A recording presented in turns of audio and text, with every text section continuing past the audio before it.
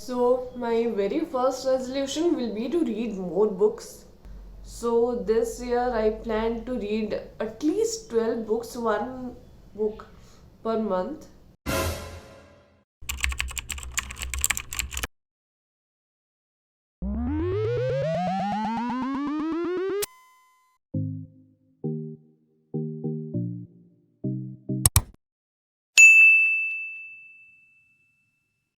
Happy New Year! I am Sonal and you are watching Swagittarius.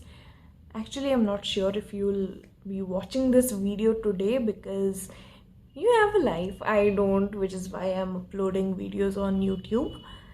But I didn't want to skip posting a video because I think this is a tradition in Indian family that whatever you do or don't do on New Year's, that will continue for the rest of the year, and I didn't want to jinx not posting videos throughout the year. But I hope you have an amazing year. More on that later. Am I sad that I didn't complete my goal or my resolution of reading 12 books a year in 2022? Yes, I most certainly am, but I have completed 10 books, which is again good enough considering the fact that I have gotten out of the habit of reading books. So I'm somewhat happy about that. So I'm going to pat my back and tell me that I'm proud of myself because no one else does either of those two things. So I will be talking about the 10 books that I read throughout 2022. And if you're someone who is looking for book recommendations because you're someone who is starting out into the habit of reading books or you haven't read novels in a while, then you can use this video. Just a disclaimer, I usually read fiction. No, scratch usually. I only read fiction, and most of what I read are either thrillers or horrors. But these 10 books are an amalgamation of various genres, so you won't have any kind of problem deciding on a book or a genre. So let's get started. The first book is The Picture of Dorian Gray, and the books are in no particular order. I'm just recalling what I read. It is by Oscar Wilde and it is a classic, but to be very honest, I got bored towards the middle of it.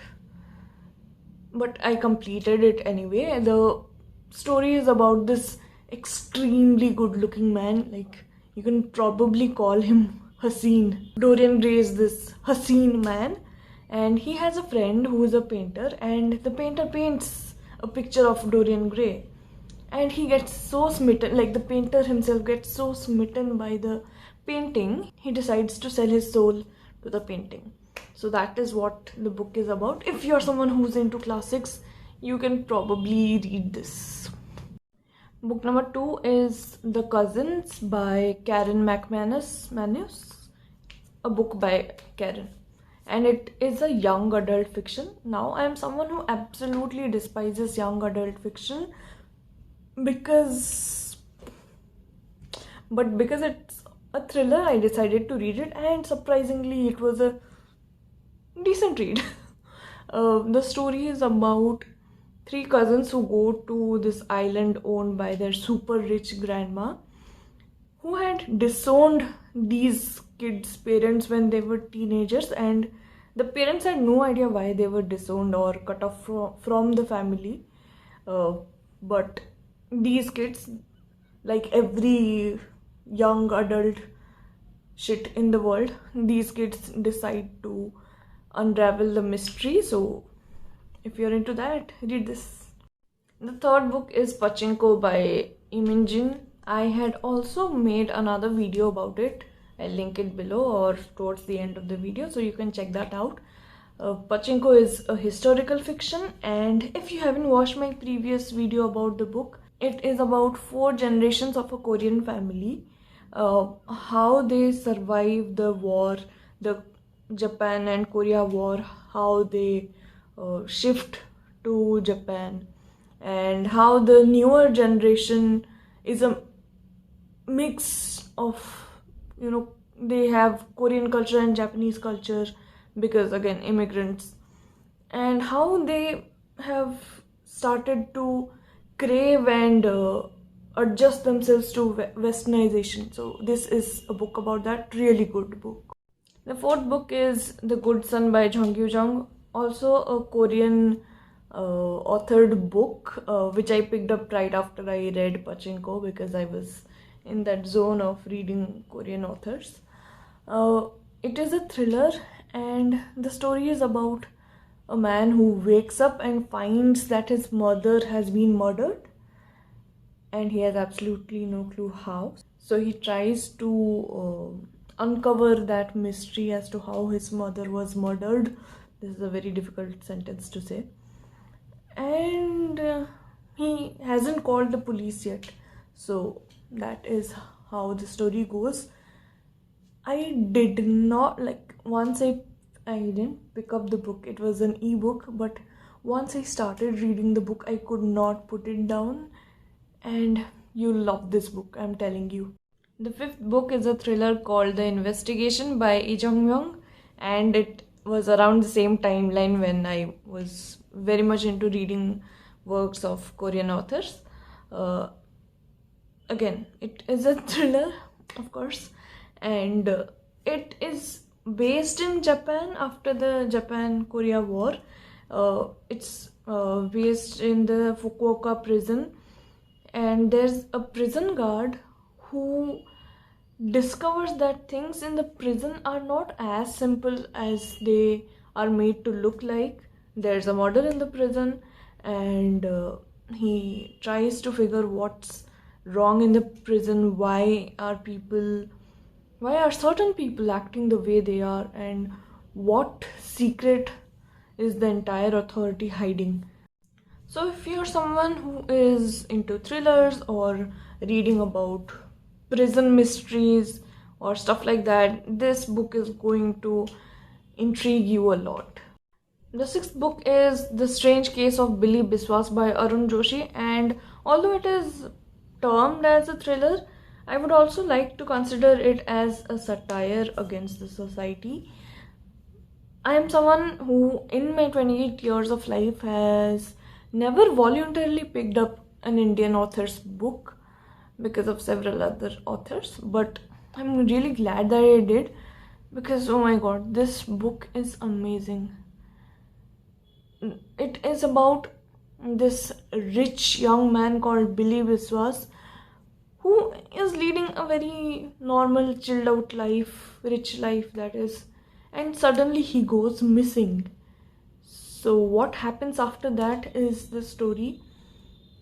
And this book had been lying around at my home since the time my parents got married, and I don't know why I never read this.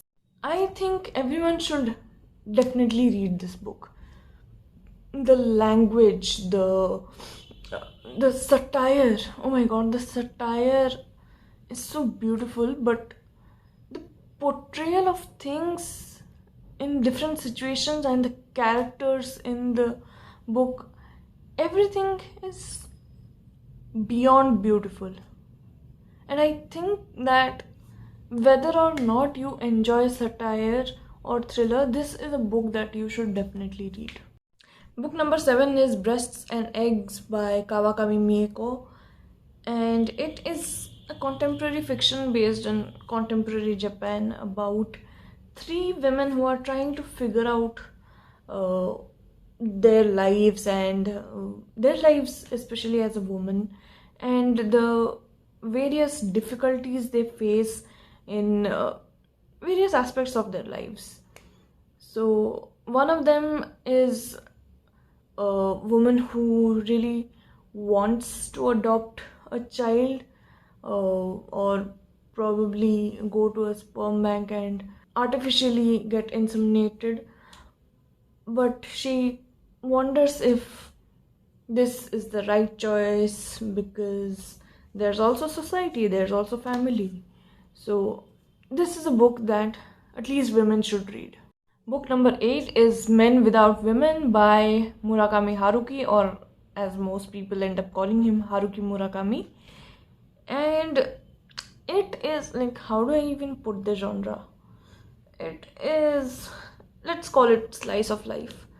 It's a collection of stories of different men, fictional stories of course, about different men who have lost women in their lives. Like someone has lost a wife to an illness, someone has separated from their wife, someone has lost someone whom they liked. So it's a story of how these men deal with their lives without the women in their lives. If you're someone who doesn't want to invest a lot of time in reading one whole novel, you can probably read this because it has several stories to keep you entertained.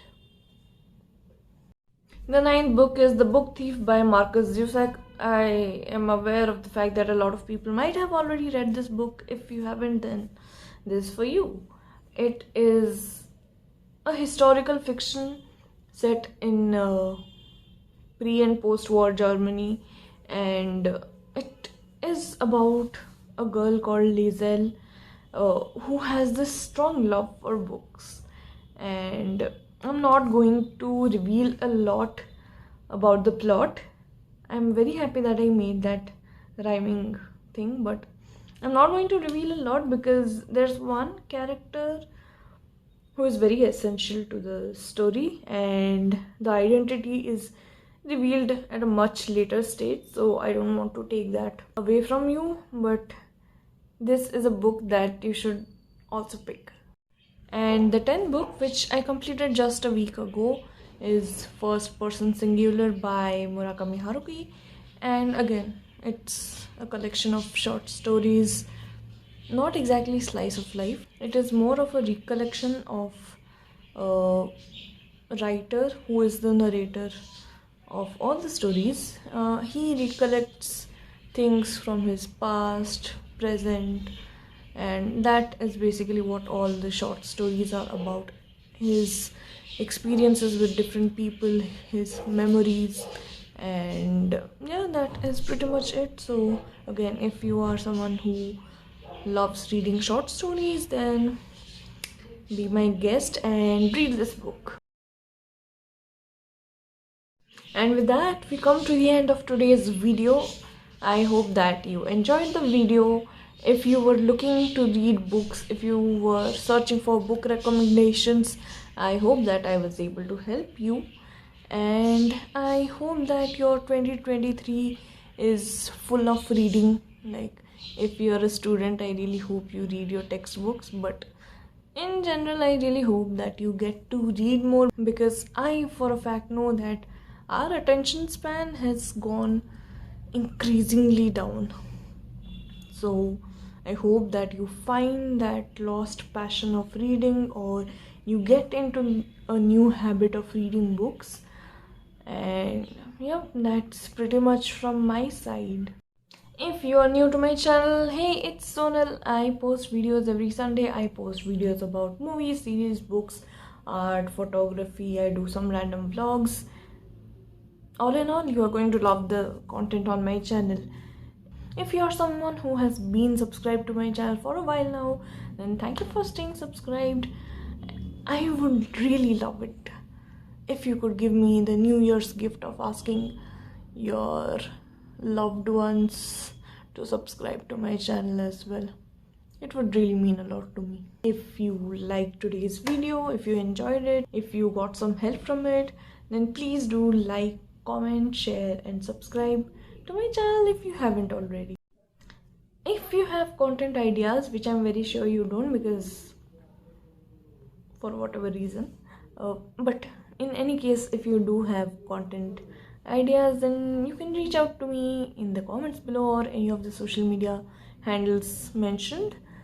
I will see you next week with something.